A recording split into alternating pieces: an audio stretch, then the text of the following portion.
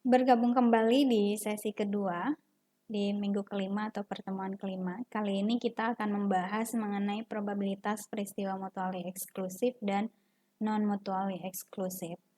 Nah, peristiwa mutually eksklusif itu adalah peristiwa yang tidak dapat terjadi secara bersamaan. Jadi intinya ada dua peristiwa, kemudian dia dikatakan saling eksklusif atau mutually eksklusif ketika peristiwa satu menyebabkan tidak terjadinya peristiwa yang lain. Contohnya yang tadi, misalnya kita pelemparan koin itu kan ada muka belakang dan muka depan. Nah, ketika muncul muka depan berarti menyebabkan tidak terjadinya muncul muka belakang. Atau misalnya sekarang hasil kita di tes swab untuk positif COVID-19 atau tidak, nanti munculnya hasil negatif itu menyebabkan tidak terjadinya muncul hasil yang positif. Nah, itu yang dimaksud dengan mutually eksklusif atau kita hubungkan dengan kualitas website. Di dalam pengukuran hasilnya adalah kualitas websitenya sangat baik, berarti tidak menyebabkan terjadinya peristiwa kualitas website yang buruk. Nah, itu yang dimaksud dengan peristiwa mutually eksklusif. Kemudian ciri lainnya adalah tidak ada irisan. Jadi irisannya itu adalah himpunan kosong. Perhitungan peristiwa mutually eksklusif ini menggunakan formula yang sangat simpel seperti ini, yaitu peluang A atau B adalah peluang A ditambahkan dengan peluang B-nya. Jadi tidak ada peluang A irisan B-nya. Karena tadi peluang peristiwa A menyebabkan, maksud saya peristiwa A menyebabkan tidak terjadinya peristiwa B. Contohnya seperti ini, pada pelemparan sebuah dadu satu kali, jika A adalah peristiwa munculnya mata dadu 3 dan B adalah peristiwa munculnya mata dadu 5, berapakah probabilitas munculnya mata dadu 3 atau 5? Ingat ya, munculnya peristiwa mata dadu 3 menyebabkan tidak terjadinya peristiwa munculnya mata dadu 1, mata dadu 2, mata dadu 4, mata dadu 5, dan mata dadu 6. Jadi itu bisa dikatakan sebagai peristiwa mutually eksklusif. Jadi peristiwanya tidak dapat terjadi secara bersamaan. Atau di sini munculnya mata dadu 3 dan munculnya mata dadu 5 itu tidak bisa terjadi secara bersamaan. Karena ketika muncul mata dadu 3 ya mata dadu 5-nya tidak terjadi. Muncul mata dadu 5 tidak terjadi munculnya mata dadu 3.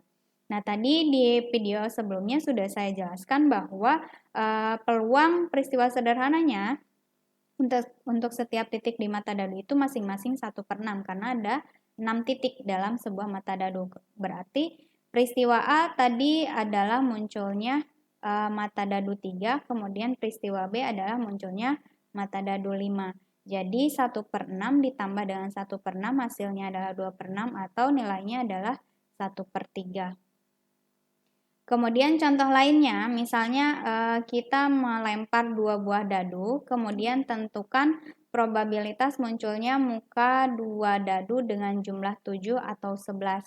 Jadi ketika muncul 2 dadu jumlahnya 7, menyebabkan tidak terjadinya muncul muka 2 dadu berjumlah 11.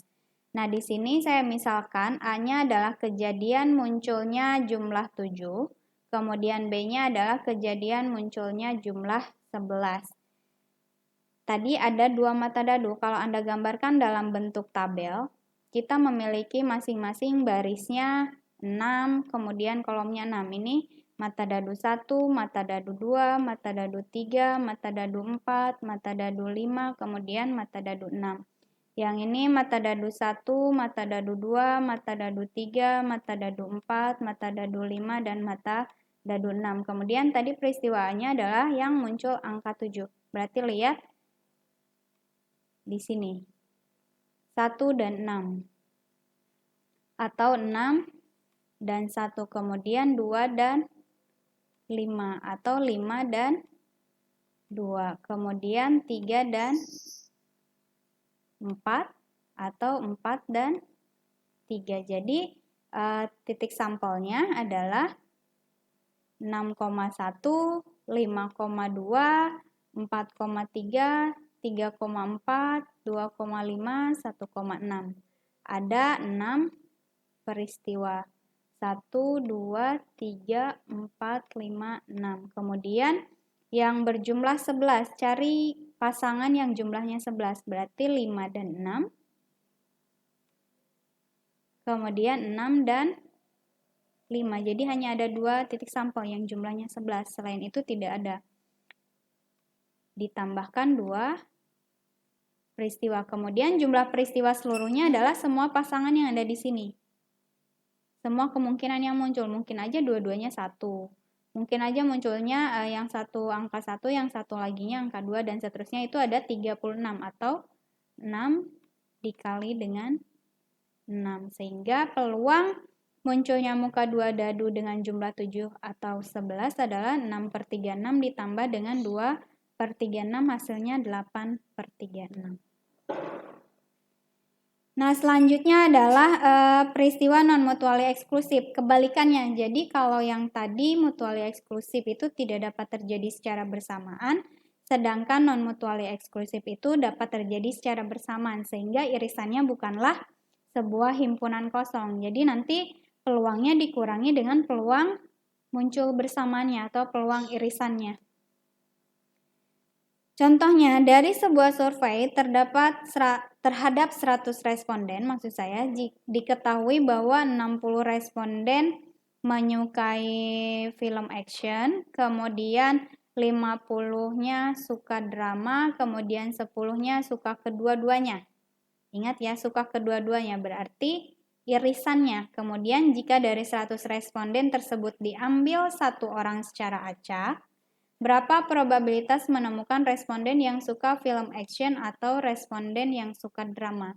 Jadi tadi misalnya A-nya adalah peristiwa yang suka film action, tadi ada 60 orang, kemudian B-nya peristiwa yang menyukai drama 50 orang, kemudian yang menyukai keduanya A dan B itu ada 10 orang, sehingga peluangnya adalah peluang peristiwa non-mutually eksklusif karena dia bisa menyukai dua-duanya.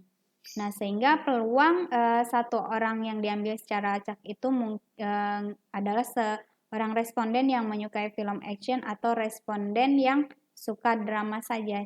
Sehingga peluang yang menyukai film action ditambah peluang yang menyukai film drama dikurangi dengan peluang yang menyukai dua-duanya. Jadi 60/100 responden ditambah dengan 50/100 dikurangi dengan 10/100. Hasilnya adalah 1. Sudah pasti. Artinya sudah pasti 1 orang yang diambil secara acak itu menyukai film action atau menyukai drama. Nah, itu perbedaan antara peristiwa mutually eksklusif dan non-eksklusif. Selanjutnya kita bahas di video berikutnya.